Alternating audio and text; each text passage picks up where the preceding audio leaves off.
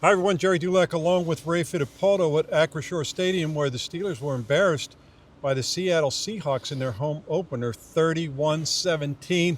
Our Steeler Report brought to you by Savinas, Kane & Gallucci, Mesothelioma, and Asbestos Lawyers, with 85 years experience for getting their customers over millions of dollars. Ray, and this different outcome, but the same old thing with the defense, getting gouged again by 100-yard rusher. A lot of chunk plays by the Seahawks. Sam Darnold, who threw for only 150 yards last week, lit them up for 295, and the defense giving up. It's the first time under Mike Tomlin they've given up 31 or more points in each of their first two games. This is a high-priced defense. Yeah. They continue to spend money and pay attention to it in the offseason.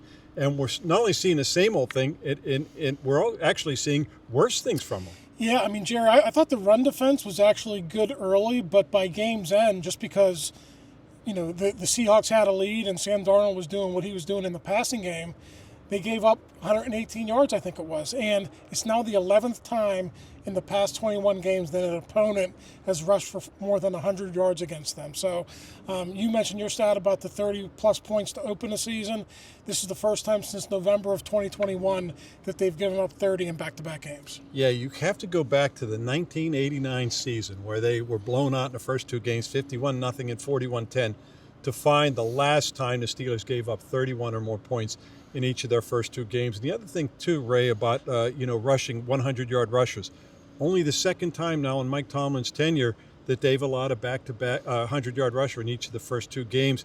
Kenneth Walker averaged 8.1 yards per pop. He had 4 runs of at least 15 yards, including that 19-yarder. And I thought that 19-yarder was kind of symptomatic of what we saw. The defense at that point looked either tired or disinterested. I'm not sure what. He weaved his way, and he basically was untouched for the touchdown. Yeah, that was third and more than 10, Gerry, and it looked like they just had a breakdown in the way they wanted to defend that. And I don't know if it's true or not, but they said it after the Jets game, and they said it in the locker room again.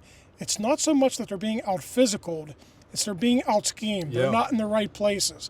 And when they are in the right place, they're not making the plays. So it's kind of hard to sit here and say that you're not out-physical when you give up the number of yards that they have, but at least inside that locker room, they believe it's something more than just being out-toughed. Well, Kenneth Walker is not the biggest guy, nor is Jaxson Smith-Njigba, their wide receiver, but they were making guys miss, and guys were missing tackles, so that was part of it as well. They just aren't tackling very well, so Cam Heyward refuses to get concerned about it, and he shouldn't. It's only week 2, but we're just seeing the same old thing from this defense. And again, it's the highest priced defense in the league. And even T.J. Watt said that after the game, that he says we have way too much talent and our schemes are way too good to play like this, and yet they continue to do so. Yeah, I mean, T.J. Watt got the big contract. Jalen Ramsey, they're paying a lot of money to him.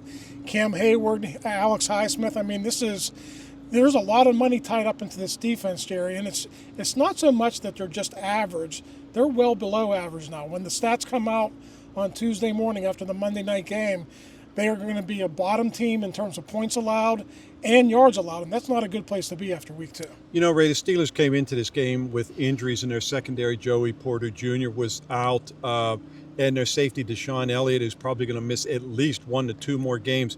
He was out as well. And so the thought was, okay, in the offseason, they spent a lot of attention toward developing their depth and even their talent, bringing in Jalen Ramsey and Darius Slay, and then, of course, Chuck Clark and Juan Thornhill and Brandon Echols. And yet that didn't seem to matter. It seemed like there was a big drop-off in their ability with the way Sam Darnold went right through them. Yeah, it just seemed like from the first quarter on, they were able to get wide-open players into the middle of the field. It was almost like pitch and catch for Sam Darnold. There wasn't a lot of pressure on him.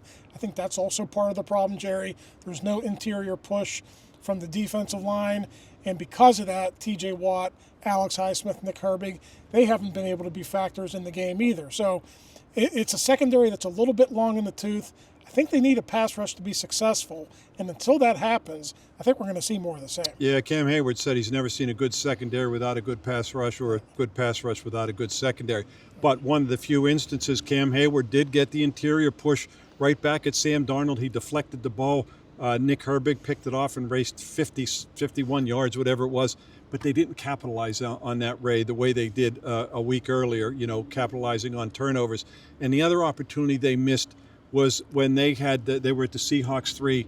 Aaron Rodgers throws a pass in the corner of the end zone down there to Pat Freiermuth, and Calvin Austin kind of accidentally gets in the way, tries to reach for it, tips the ball, and it gets picked off. It was 14-14 at the time. That was a big play. Yeah, it's almost like the way that game was going for the Steelers offense, Jaylen Warren almost had to score there. They just seemed off the entire game. I didn't think Aaron Rodgers played bad. There was that first series of the game. He put that perfect ball on Pat Freiermuth. That would have been in the red zone. That could have given them an early spark. DK Metcalf had a couple of drops. So, Rodgers' numbers weren't good. 18 for 33.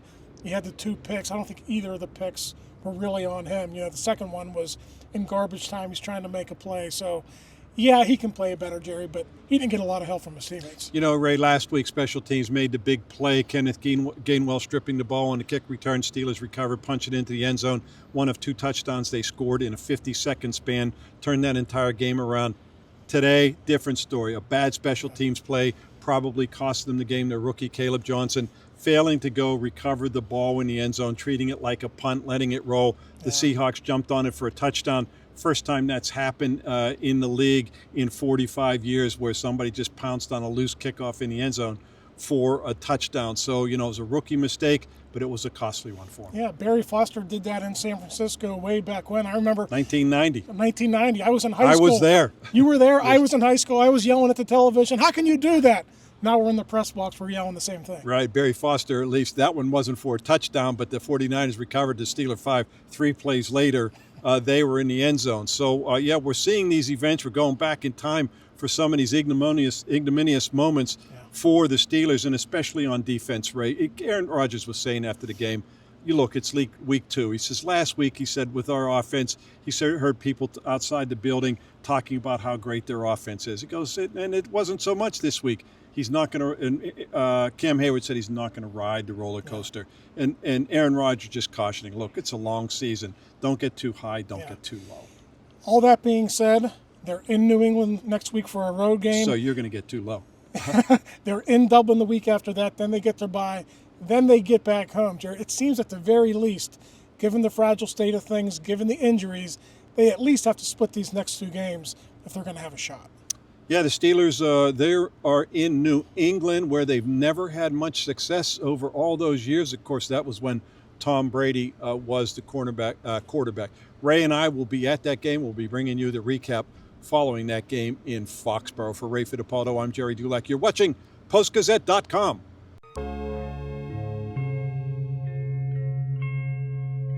Thank you for checking out this content from Post-Gazette Sports. If you watch this video on YouTube, please like the video and subscribe to our channel. For all of the sports coverage the Post-Gazette has to offer, visit post-gazette.com.